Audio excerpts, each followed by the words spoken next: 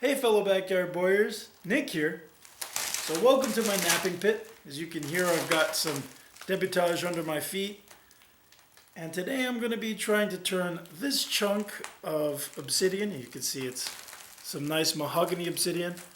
I've been having a lot of luck making this into larger blades, so hopefully I'll be able to make this blade for my Far Cry Primal inspired dagger. So we'll see what happens. Hopefully I'll be able to make the dagger. If not, at least I'll be able to make something. And if not, we'll try again. So here we go. Alright, so I've got this piece of obsidian here. And what's interesting about this particular piece is it's got a very flat face on this side. So what I'm going to try and do is remove everything this way.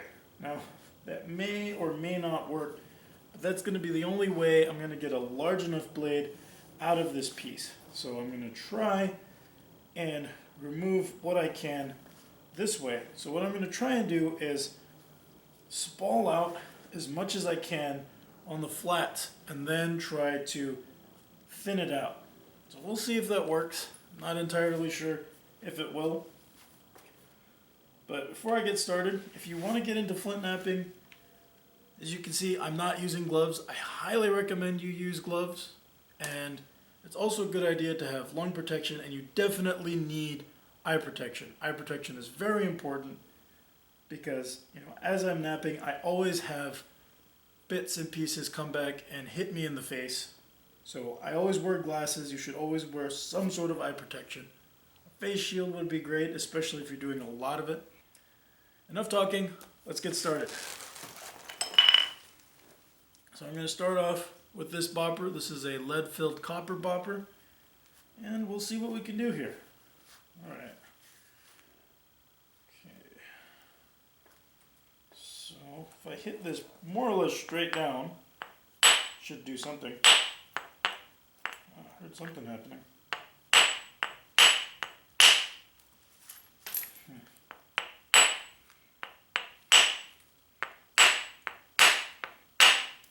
There we go. Okay, so now I've got an area here where I can start working to thin this down.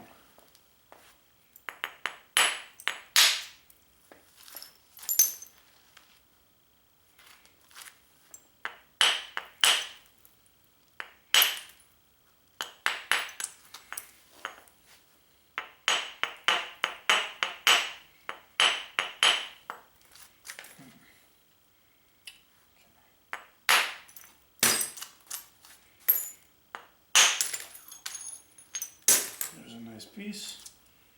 I might be able to get a couple out of here.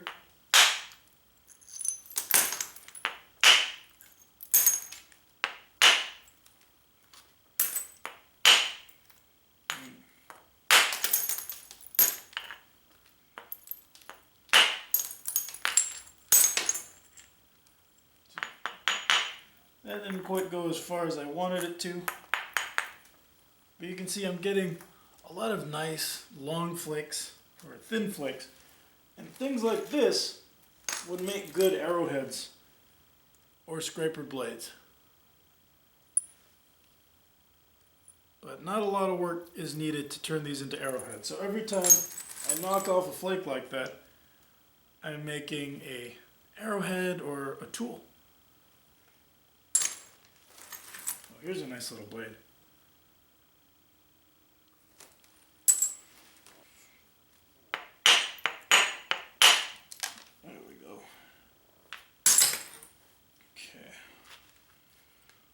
Now that I've got this down, I'm going to bring this in just a touch.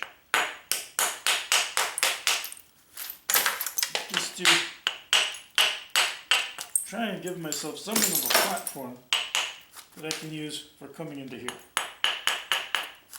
Okay. So.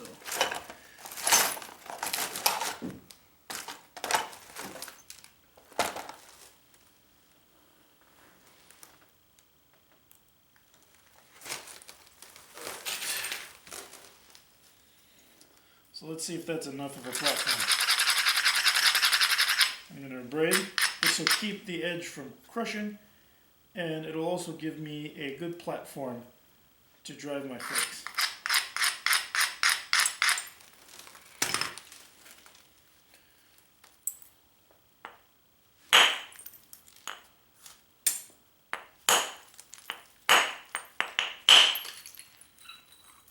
Okay, so there we go. Remove some material there.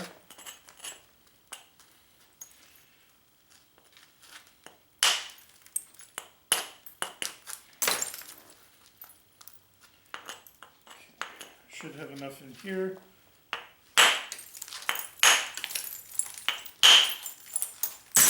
There we go. Started thinning this out. You can see. Alright. Let's keep going up this way. I'm kind of working into a wall here, so I'm going to see if I can... So I'll be cutting it a little close, but I'm going to try and see if I can knock this down. Okay.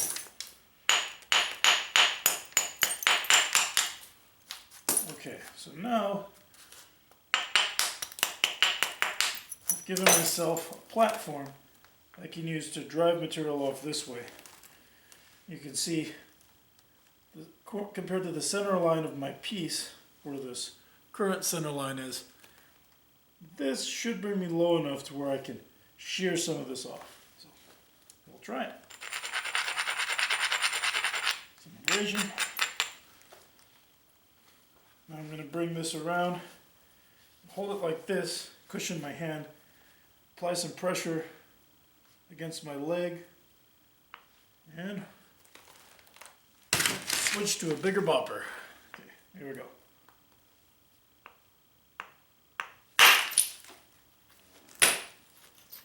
Alright. Ooh. Okay. Kind of did what I wanted, but at the same time, I think I might have taken too much. You know, if I do this right, I might be able to make this blade. You can see I took off this entire portion here, and I've still got this here, so I'm going to try and take this off. Hopefully it doesn't travel quite as far as the other one did. If not, I'll just make something shorter later. Okay, so let's see if I can hit right there. Try to hold this just a little higher because I don't want it to curve quite as far as the other one did. Okay.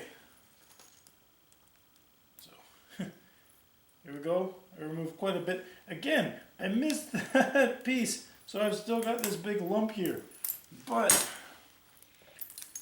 it didn't travel all the way, so that's good. I have some to work with here. Let's see if I can take this off. Okay. Not perfect, but it's a good start. So this, I think this is going to become my point. Let me see. So at this point, I think my best bet, my best bet is to make this my point and this my base. So since that's the case, I'm going to bring in,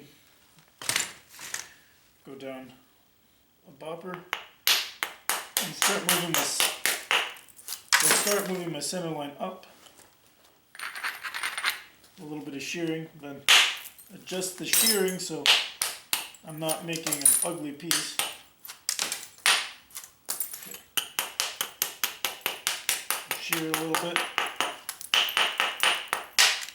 That way I can get this up into this material here. Okay. Braid. Now, let's see if I can go this way.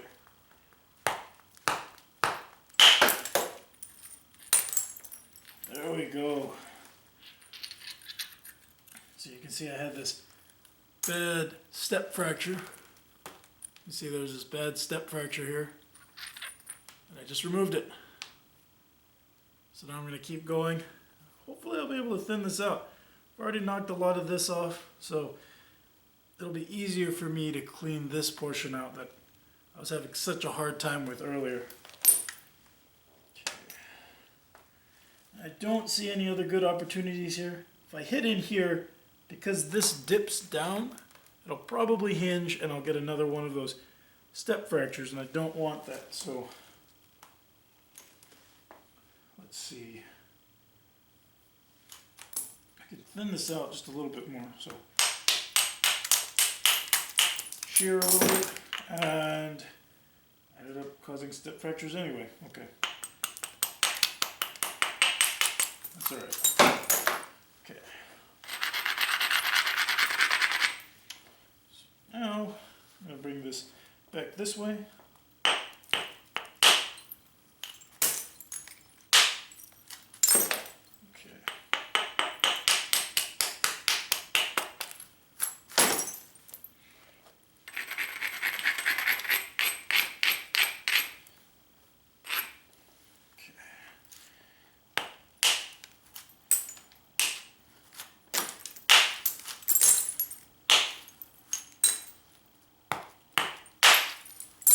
So what I'm doing now is I'm just setting this up to make it more lenticular or lens shaped. Mainly working from this one side for right now, but in order to get this off, I'm going to have to come over to this side. So I'll work my way down this way, and then move up that way.